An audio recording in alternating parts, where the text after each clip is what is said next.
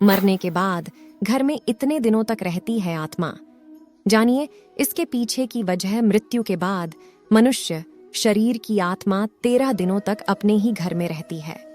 गरुड़ पुराण में मृत्यु से जुड़े संस्कारों को लेकर कई नियम भी बताए गए हैं, जिनका पालन करने से मृतक की आत्मा को शांति मिलती है, उसे अच्छी गति मिलती है। इसके पीछे वजह उसका अपने परिवार के प्रति मोह होता है। यहाँ आत्मा अपने परिजनों के बीच भटकती रहती है, उन्हें पुकारती रहती है, लेकिन परिजन जब उसकी आवाज नहीं सुनते हैं तो वह बेचैन हो जाती है। चूंकि उसके शरीर का भी अंतिम संस्कार हो चुका होता है, लिहाजा वह अपने पुराने शरीर में भी प्रवेश कर पाती है।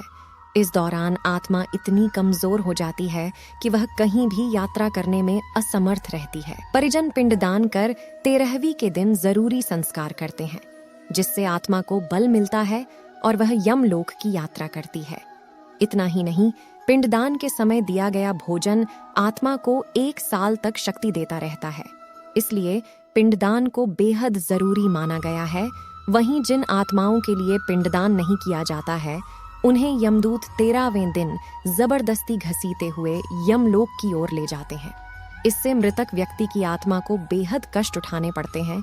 वहीं जिन लोगों के कर्म खराब रहते हैं, उनकी आत्मा भी बहुत कष्ट उठाती है। गरुड़ पुराण में जन्म से लेकर मृत्यु और उसके बाद आत्मा के सफर तक के बारे में कई बातों का वर्णन किया गया है। ये ऐसे रहस्यों से पर्दा उठाता है जिनके बारे में जानने की जिज्ञासा कई लोगों के मन में रहती है। केवल इतना ही नहीं, गरुड़ पुराण में मृत्यु से जुड़े संस्कारों को लेकर कई नियम भी बताए गए हैं, जिनका पालन करने से मृतक की आत्मा को शांति मिलती है, उसे अच्छी गति मिलती है। वहीं पूर्वजों के आशीर्वाद से व्यक्ति का परिवार खूब तरक्की, सुख, समृद्धि पाता है। गरुड़ पुराण के मुताबिक मृत्यु के बाद मनुष्य शरीर की आत्मा 13 दिनों तक अपने ही घर में रहती है। इसलिए मृत्यु के बाद 13 दिनों तक कई संस्कार किए जाते हैं। मृतक की आत्मा के लिए रोज भोजन निकाला जाता है। इसके बाद 13वीं की जाती है और पिंडदान भी किया जाता है।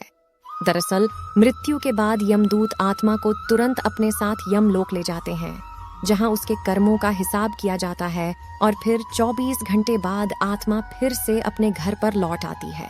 तो दोस्तों, अगर आपको यह वीडियो की जानकारी अच्छी लगी हो तो लाइक और शेयर जरूर करें और चैनल को सब्सक्राइब जरूर करें। धन्यवाद।